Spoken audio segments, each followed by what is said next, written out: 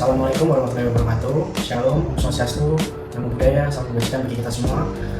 Perkenalkan, kami dari kelompok 7. Pada kesempatan kali ini kita akan mempresentasikan mengenai tugas akhir kami, yaitu kita mendapatkan tema mengenai smart mobility.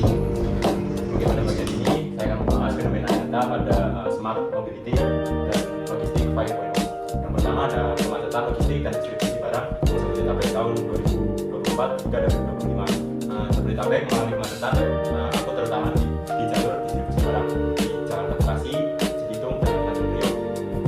Volume kendaraan logistik meningkat tiap tahun, terutama dalam perkembangan e-commerce yang mendorong kurir dan last mile delivery semakin padat. Akibatnya, biaya logistik naik mencapai kurang lebih 23% dan GDP salah satu yang tertinggi di Asia. Dan waktu tempuh truk kontainer depan Tanjung Priok bisa molor hingga 2-6 jam. Kurir last mile yang kehilangan efisiensi, ada delay, ada fuel cost dan naik. Dan pemerintahan mencoba solusi. Yang pertama ada electronic traffic flow e-commerce atau LT, integrasi pelabuhan, depot, penataan jadwal truk, dan pembangunan smart mobility berbasis IoT. Ini adalah kasus relevan ya dan konkret untuk menggambarkan kebutuhan smart untuk mobility dan smart logistik. Oke, pada sesi selanjutnya kita akan membahas mengenai tren smart mobility dan logistik. Yang pertama itu adalah digital transportasi. Pada saat ini Indonesia sedang bergerak menuju digitalisasi sistem transportasi secara besar-besaran. Banyak perusahaan logistik, pemerintah daerah, hingga startup teknologi itu mulai mengintegrasikan IoT, RFID, GPS tracking, dan sensor kendaraan untuk meningkatkan efisiensi distribusi barang. Contohnya, truk logistik kini dapat dimonitor secara real time, mulai dari posisi, kecepatan, kondisi mesin, hingga beban muatan. Lalu yang kedua, ada pertumbuhan e-commerce. Di Indonesia merupakan salah satu pasar e-commerce terbesar di Asia Tenggara. Pertumbuhan seperti Shopee, Tokopedia, TikTok, dan lain saja itu menyebabkan volume barang yang diproses oleh logistik itu meningkat. Lalu yang ketiga, ada adopsi kendaraan listrik. Ada pergeseran menuju armada logistik berbasis listrik, baik untuk motor kurir hingga truk ringan. Hal ini itu dipicu oleh dorongan pemerintah yang mengurangi emisi dan mencapai target energi bersih. Lalu yang terakhir ada pengembangan smart city. Jakarta, Bandung, Surabaya, dan IKN itu sedang mengimplementasikan konsep smart city, yaitu adalah tata kota yang terintegrasi secara digital melalui sensor lalu lintas, aplikasi transportasi publik, pusat data, dan kontrol otomatis. Dalam konteks mobilitas, ini berarti pengaturan pengendaraan berbasis data, penyedia transportasi umum pintar, dan pengembangan smart corridor untuk distribusi barang.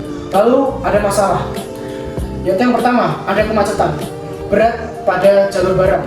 Jabodetabek menjadi wilayah dengan beban mobilitas paling berat di Indonesia.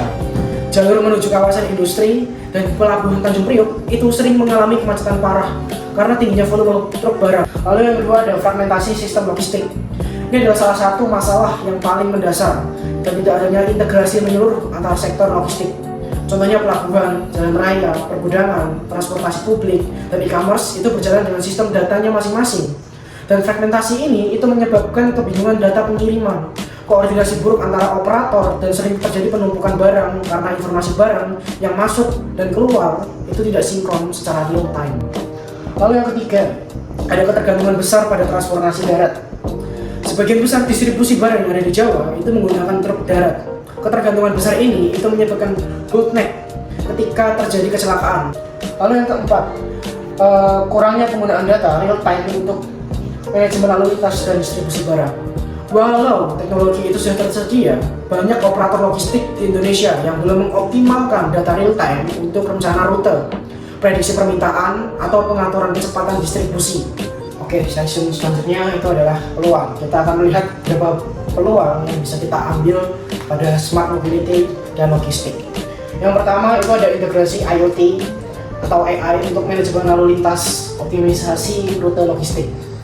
Penggunaan IoT dan AI itu membuka peluang besar untuk mengelola mobilitas secara efisien. Lalu yang kedua, ada smart ports dan smart warehouse yang memotong waktu bongkar muat. Pelabuhan seperti Tanjung Priok dapat bertransformasi menjadi smart port dengan sistem otomatis untuk bongkar muat. Lalu yang ketiga ada e-fleet dan automation delivery. kendaraan listrik itu menawarkan biaya operasional jangka panjang yang lebih murah dan ramah lingkungan. Dalam jangka panjang, kendaraan otonom dan robotika itu dapat mengurangi keterlambatan distribusi. Lalu yang keempat, ada pengembangan kota cerdas atau contohnya IKN sebagai sendok smart mobility nasional. Dengan munculnya kota cerdas, itu peluang integrasi sistem transportasi, logistik, dan infrastruktur digital itu menjadi lebih besar. Kota yang dilengkapi sensor lalu lintas, pusat data, hingga AI city management dapat menjadi platform alami bagi smart mobility. Hal ini membuka peluang kerjasama antara pemerintah dan universitas ataupun startup dalam menciptakan solusi mobilitas masa depan. Lalu selanjutnya ada teori perkuliahan. Yang pertama, Cyber Physical System atau CPS, yaitu adalah interaksi dunia fisik dan digital untuk pengambilan keputusan otomatis. Artinya GPS itu adalah integrasi yang erat antara dunia fisik dengan dunia cyber. Lalu yang kedua, ada Big Data dan AI Driven Decision Making, yang artinya adalah pemanfaatan data skala besar untuk efisiensi mobilitas dan logistik. Yang artinya, Big Data itu mencakup kumpulan data berskala yang sangat besar yang berasal dari sensor kendaraan, transaksi e-commerce, CCTV lalu lintas, GPS, hingga pola perilaku konsumen. Lalu yang terakhir adalah Smart Infrastruktur dan Connected Economy, yang artinya setiap komponen itu saling terhubung. Selanjutnya ada dampak dalam dunia bisnis pada smart mobility dan logistik. Ada beberapa dampak, yaitu pada model bisnis, strategi, SDM, dan konsumen. Yang pertama, ada dampak dalam model bisnis, yaitu perusahaan akan beralih data ke data-driven logistik seperti GPS, RFID, IoT, dan AI. Lalu ada dampak lainnya, yaitu meningkatnya model on-demand logistik dan integrasi antar platform. Lalu ada dampak pada strategi, yaitu fokus pada efisiensi biaya melalui optimasi rute dan EV fleet. Yang kedua yaitu akselerasi digital transformation seperti smart fleet dan automation. Yang terakhir yaitu diversifikasi moda seperti kereta laut dan autonomous vehicle. Lalu ada dampak pada SDM, yaitu meningkatnya kebutuhan SDM melek teknologi dan perubahan skill ke arah digital seperti data analysis, logistik, dan automation engineer. Lalu ada dampak lainnya yaitu dampak pada konsumen, yaitu harapan pengiriman cepat dan real-time tracking meningkat. Lalu dampak lainnya yaitu smart mobility meningkatkan akurasi dan customer experience. Next. Selanjutnya ada beberapa peluang dan risiko. Peluang yang pertama ini pengurangan biaya operasional melalui AI dan IoT. Yang kedua, layanan baru seperti green logistik dan autonomous delivery. Yang ketiga, perkembangan smart warehouse dan EV fleet. Dan yang terakhir, kolaborasi bisnis pemerintah dalam smart city. Lalu ada juga risiko dalam smart mobility dan logistik ini, yaitu yang pertama, biaya investasi teknologi yang sangat tinggi.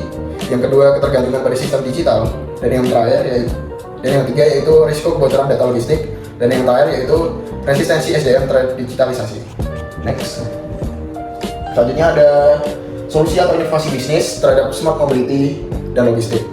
Yang pertama ada solusi inovatif, yaitu seperti integrated smart logistic platform, yaitu integrasi data transportasi, pelabuhan, dan warehouse dengan menggunakan rute dan traffic real time.